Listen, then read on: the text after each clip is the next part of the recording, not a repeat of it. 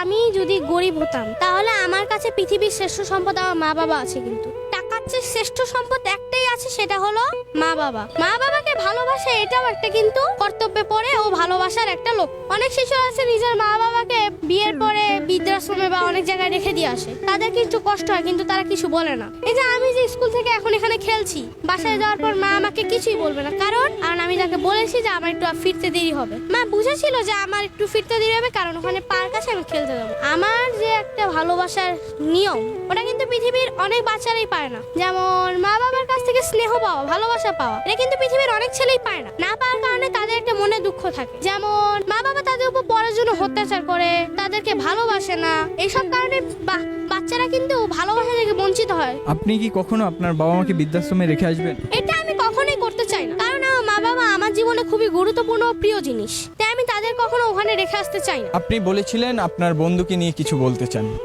আসলে এই বিষয়ে। আচ্ছা, আমার বন্ধুর নাম ফারহান, ওর সাথে প্রায় আমার 2 বছর যাবত বন্ধুত্ব, 2, 3 আরো আগে থেকে আমরা মোবাইলে আগে কথা বলতাম। এই স্কুলে 2 থেকে আমরা ভর্তি হয়েছি একসাথেই। এখন স্কুলে থাকার সময় ও আমার সাথে এরকম কাজ করে, মানে কোনো হাসি পায় দেখলে।